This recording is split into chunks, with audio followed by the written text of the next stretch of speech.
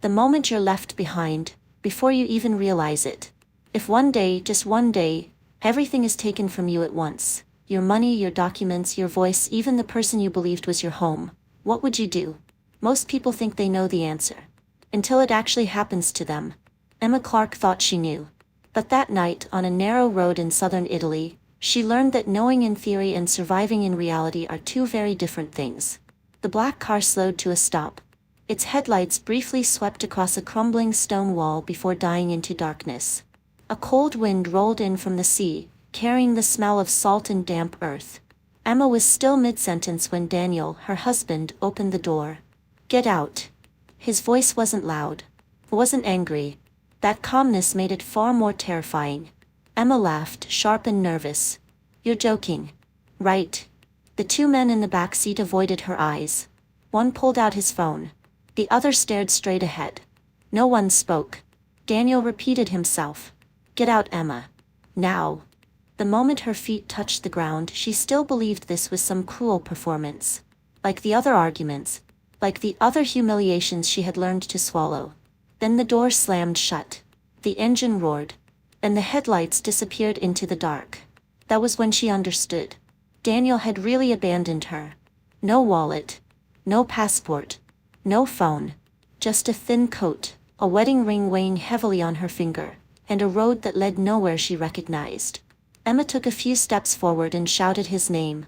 Her voice vanished into the night. The car was gone. Silence fell, thick, merciless, pressing down on her chest. 3 months earlier she had lived in Boston. He had a degree. A career she had paused temporarily for Daniel. Friends who slowly disappeared because they didn't respect their marriage. Now she was standing in a foreign country without language, without money, without identity. Her first thought was simple. He'll come back. He had to. 10 minutes passed. 20. 30. No one came.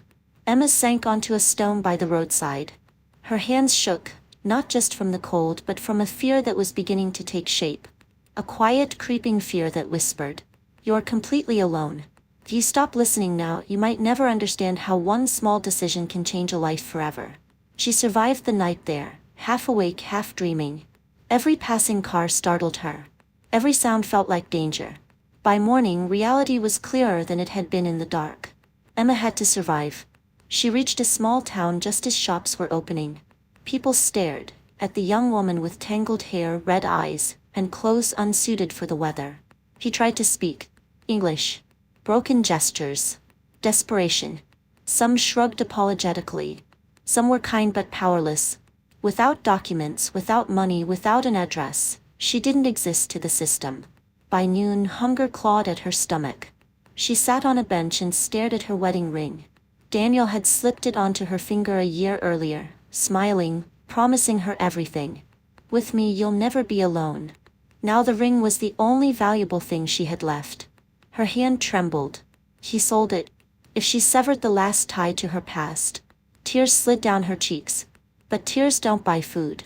She walked into a small gold shop. The man behind the counter examined the ring. Turned it. Named a price. Far less than it was worth. Far less than it had meant. Emma nodded. When she stepped back outside, her finger felt strangely light. Her heart did not. But for the first time in days she held money in her hand. And with a choice. She could go back. She could find an embassy. She could return to a life where Daniel decided who she was allowed to be. Or she could disappear. At the bus terminal, her eyes landed on a name printed on a faded map. One that meant nothing to her. A remote coastal village in Greece. Something inside her whispered. Far away from him. Emma bought the ticket. "Headphone if you're still here. Thank you. This is only the beginning. And if you want to see how an abandoned woman builds a future she never imagined, don't forget to like, subscribe, and explore the other stories on this channel." As the bus pulled away, Emma leaned her forehead against the window. The town faded. The country changed.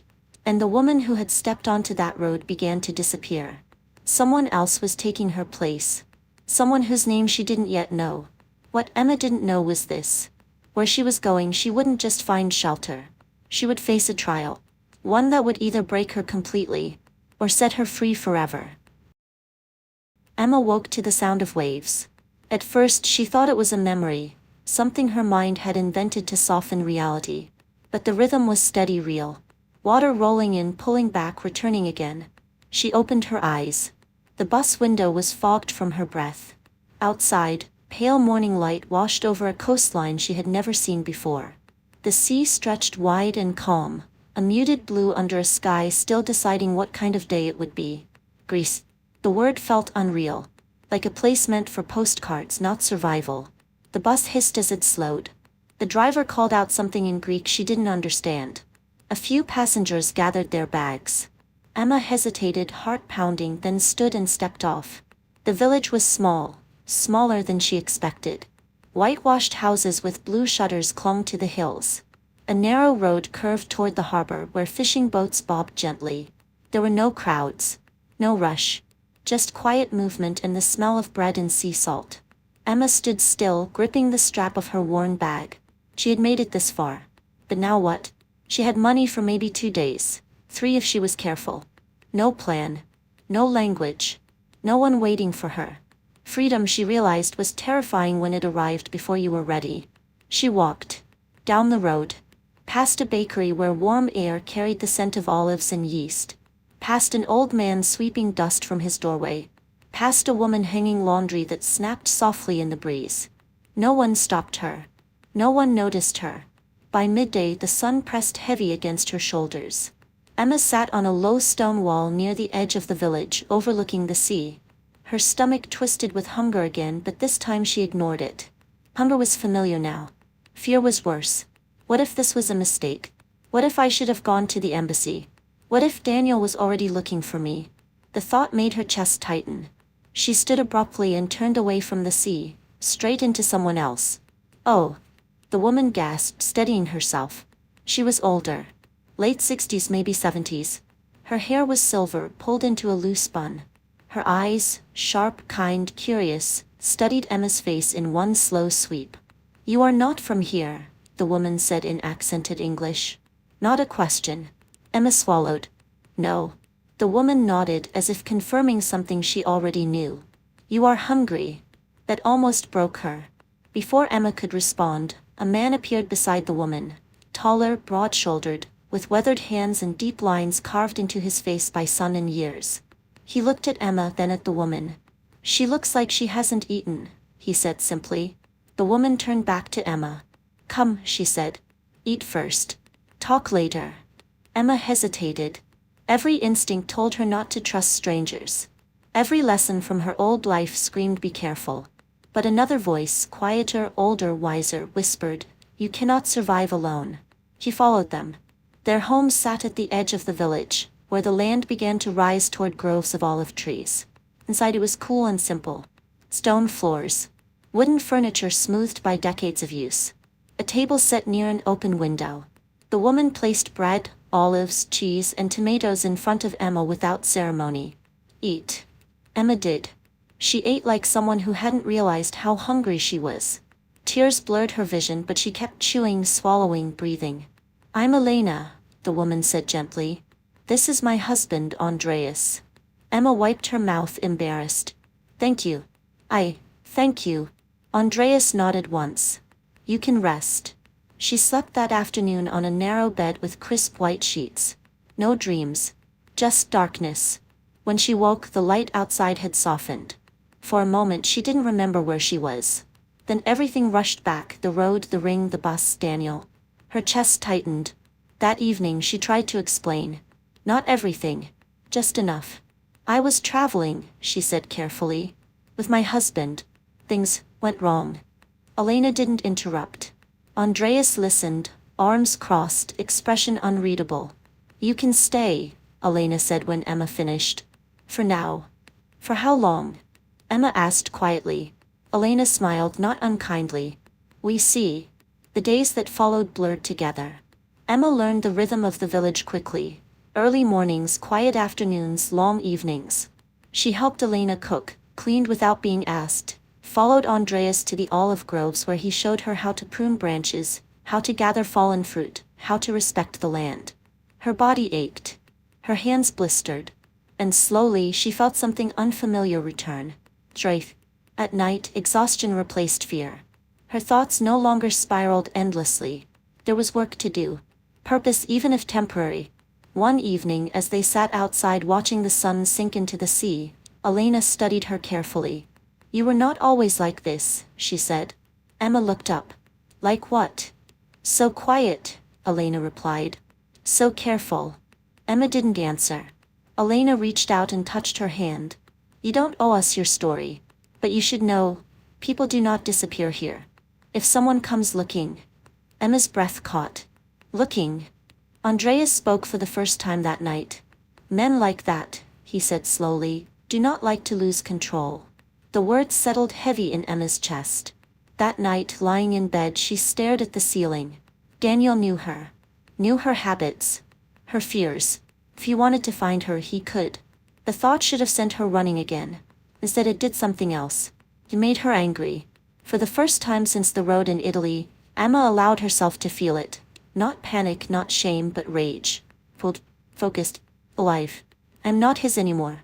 Outside, the olive trees rustled softly in the wind. Roots deep in ancient soil. Moving. Enduring. Emma closed her eyes. She didn't know how long she could stay. She didn't know what would happen when Daniel finally realized she wasn't coming back. But one thing was clear. She wasn't running anymore. And somewhere beyond the hills, unseen and inevitable, the past was already beginning to move toward her. By the end of the first week, Emma's hands no longer shook when she woke up. That surprised her. Fear had lived in her body for so long that she had assumed it was permanent, like a second skeleton beneath her skin. But something about the routine here, about waking before sunrise and working until her muscles ached, was quietly dismantling it. Andreas believed in mornings. "Land listens early," he told her, handing her a pair of worn gloves. "If you are late, it remembers." Emma followed him into the olive groves as the sky shifted from dark blue to gold. The trees stood twisted and ancient, their trunks scarred with time. Some were older than countries, older than stories. She learned quickly that olive farming was not gentle work. It demanded attention, patience, respect. A careless cut could ruin a season. A rushed harvest could spoil the oil.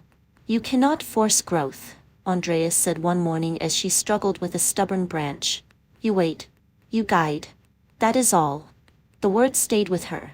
Her body protested at first. Her back burned. Her shoulders screamed. At night she collapsed into bed, barely able to lift her arms. But with each passing day something changed. She stood straighter. She breathed deeper. She slept without waking in panic. Pain, she realized, was easier to manage than fear. Pain had limits. Pain ended. One afternoon Elena taught her how to cook properly, not recipes but instincts. How to feel when the oil was ready. How to know when bread had risen enough.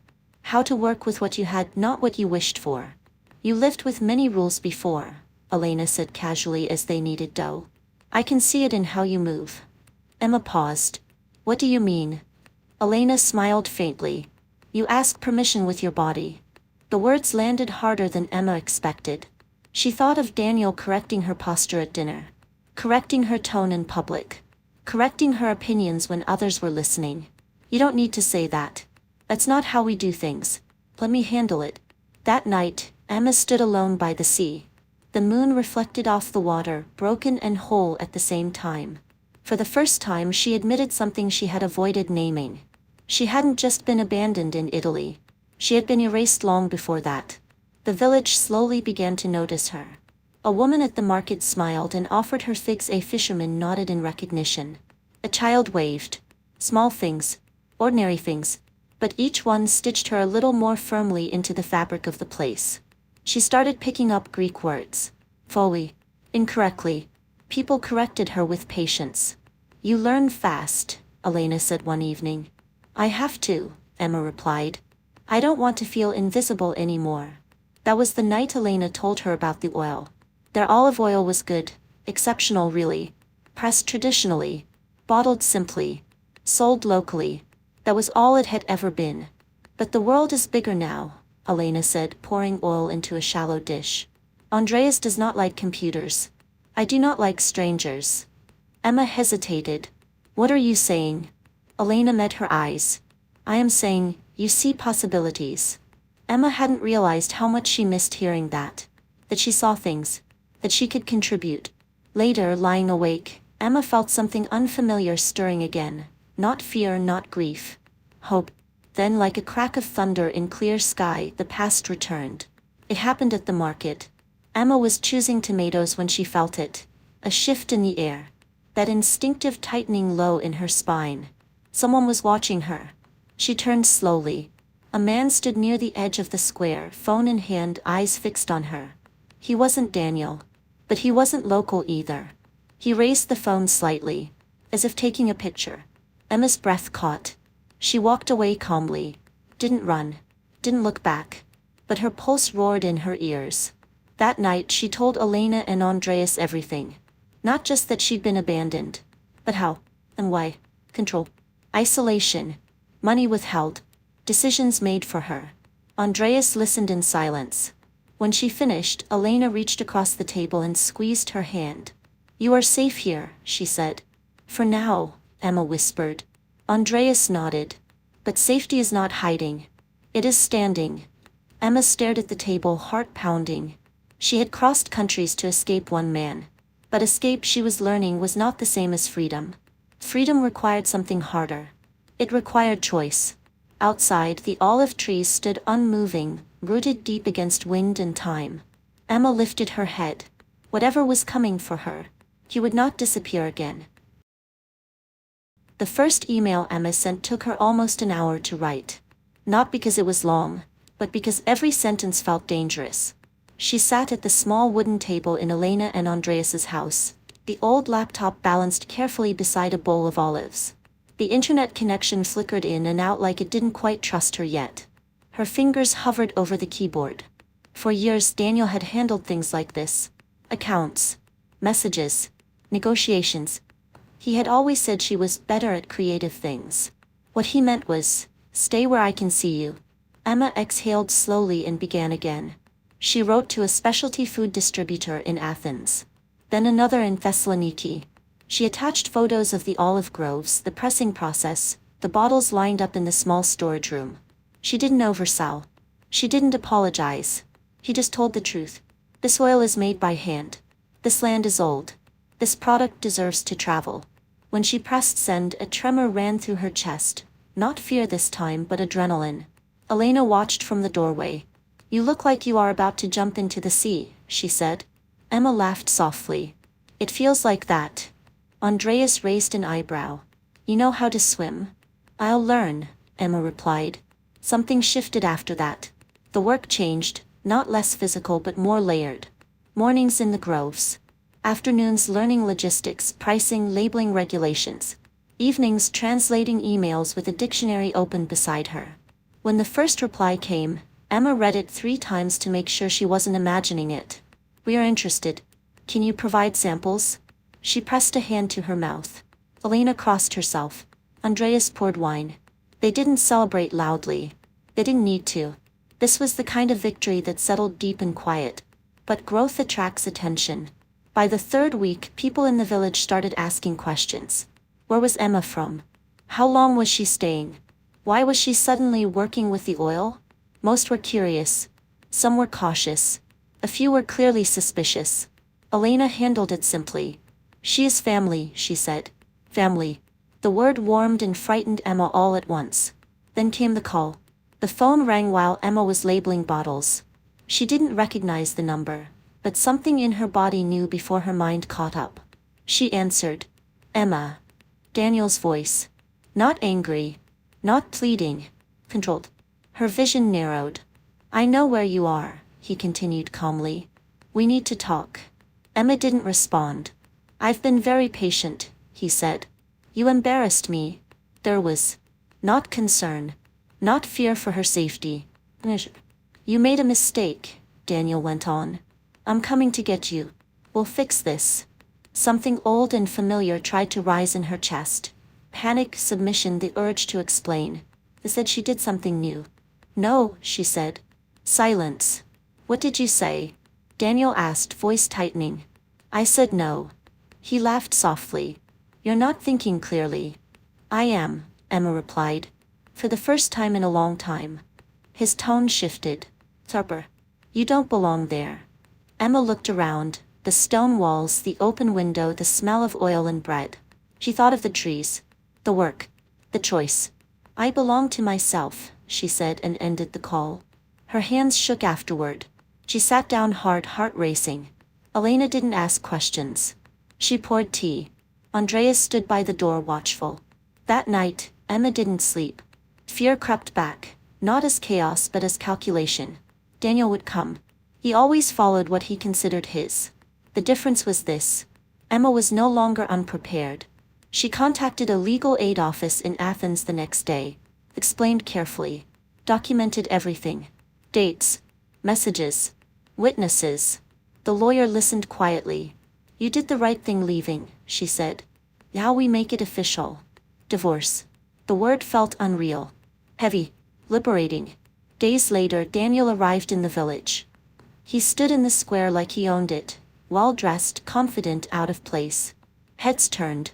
Whispers followed. Emma didn't hide. She walked toward him slowly. You've caused enough trouble, Daniel said under his breath. Let's go. No. His jaw tightened. You don't get to decide. Emma met his eyes. I already did. She handed him the papers. He stared at them, stunned. Around them the village watched. Daniel looked smaller than she remembered. You think this place will save you? He sneered. Emma smiled, not cruelly, not triumphantly. No, she said. I saved myself. Daniel didn't leave the village that day. Emma knew it before anyone told her. She felt it in the way people's eyes lingered on her longer than usual, in the way conversations softened when she walked past. Trouble, even quiet trouble, carries a scent. He stayed at a small hotel near the harbor. Too close. Deliberate.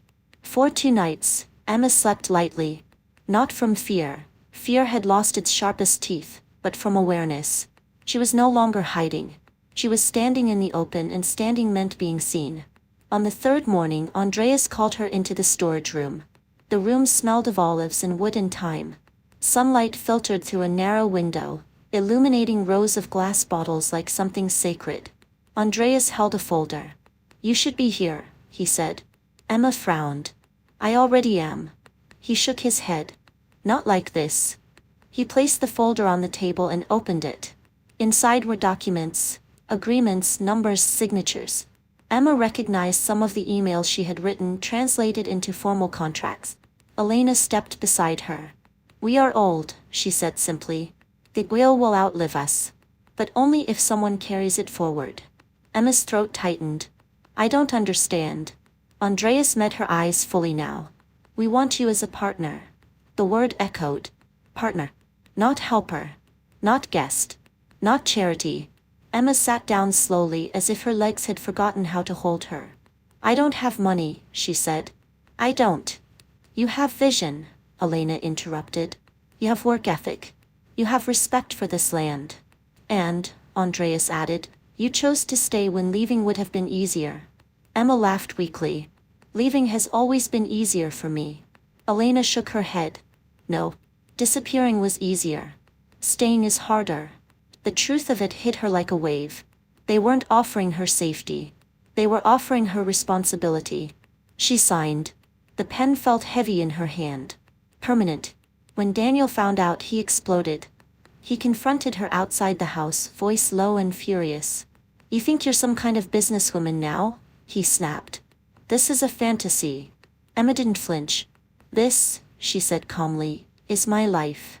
He stepped closer. You wouldn't have anything without me. She looked at him, really looked, and saw what she had missed for years. A man terrified of losing relevance. I have everything, she replied, because I walked away. The words stunned them both. Daniel left that afternoon. Not dramatically. Not defeated in some cinematic way. Just smaller, quieter, reduced to what he truly was, without control. The village exhaled. Weeks passed. Work intensified. Orders increased. Emma traveled to Athens for meetings. Alone. Confident. Capable. She stood taller now. Spoke clearly. Laughed more freely. One evening, sitting with Elena and Andreas under the olive trees, Emma realized something quietly profound. She no longer thought of herself as the woman who had been abandoned. She was simply a woman who had chosen. And that changed everything. But transformation always demands a final reckoning. And Emma's was still waiting. The papers arrived on a Tuesday. Emma recognized the envelope immediately, thick, official, addressed in careful block letters. Her name. Her new address. Proof that she existed here, legally and undeniably. She didn't open it right away. Instead, she took it with her into the olive groves. The trees were heavy with fruit now, branches bending under their own abundance. Andreas moved slowly between them, inspecting, touching, listening. "Good year," he said without looking up. Emma nodded. "Yes." She sat beneath one of the oldest trees and finally opened the envelope. Divorce finalized. Assets separated. No further claims. The words should have felt explosive. Instead, they settled quietly like dust after a storm. That afternoon, Daniel returned. Not angry this time. Controlled again. Polished. Dangerous in a different way. "You look well," he said, as if that alone was an accusation. "I am," Emma replied. He glanced at the groves. "You're throwing your life away." Emma smiled faintly. "You still think you get to define that?" He stepped closer. "You were nothing without me." She met his eyes, steady, unafraid. "I was quiet," she said. "That's not the same thing." For the first time, Daniel had nothing to say. Emma handed him the envelope. "It's done." He took it slowly, scanning the contents, his jaw tightening. "This isn't how it was supposed to end," he muttered. "No," Emma agreed. "It's how it was supposed to begin." He left without another word. That night, Emma stood by the sea. The water was dark, endless. She remembered the woman who had arrived here months ago. Hungry, scared, hollowed out. She no longer recognized her. Because the body had learned first. Then the mind. And finally the heart. She wasn't healed in the way stories promise. No dramatic erasure of pain. She was healed in a stronger way. She was free. Success didn't arrive loudly. There were no headlines, no sudden wealth, no moment where Emma felt she had won. Instead, it came the way real things do, slowly, quietly, earned over time. The olive oil found its way into small specialty shops first. Then into restaurants that cared about provenance and story. Orders grew. So did responsibility. Emma learned contracts in Greek and English. She learned how to negotiate without shrinking, how to say no without apology. She learned that leadership wasn't about control. It was about clarity. And she learned something else too. She learned how to rest. Mornings were still early. Work was still hard. But evenings belonged to her now. She swam in the sea. Read books she chose herself. Sat in silence without feeling empty. The village no longer saw her as the foreign woman. She was Emma. The partner. The woman who knew the trees.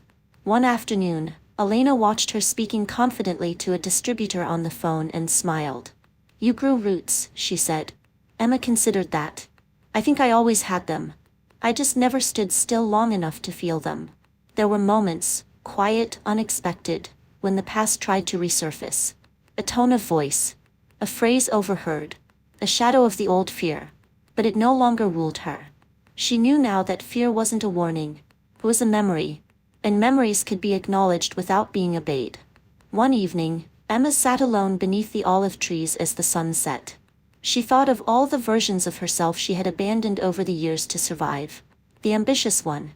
The curious one. The honest one. She welcomed them back. Not with drama. With patience. The land, she realized, had taught her everything she needed to know. Growth takes time. Strength comes from repetition. And the deepest transformations are the quietest. The olive harvest ended the way it always did, without ceremony. There was no finish line, no announcement that the work was complete. One day the trees simply stood lighter, their branches relieved of weight, their roots resting again. The land exhaled. Emma understood that now. Life didn't transform in a single moment. It settled. It stabilized. It stayed. On a quiet morning months later, she stood on the hill overlooking the groves, watching sunlight move slowly across the leaves. The bottles were packed. The orders shipped. The season closed. And for the first time, there was nothing urgent pulling at her. She thought back to the woman on the road in Italy, the one waiting for headlights to return, the one who believed survival meant endurance, not choice. She wished she could speak to her. Not to warn her. Not to comfort her. But to tell her this. You won't break. You will change. Emma had learned something important. Something no one had ever taught her. Freedom doesn't arrive when someone rescues you. It arrives when you decide to stop negotiating your worth. Daniel had disappeared from her life completely. No calls. No messages. No echoes left to chase.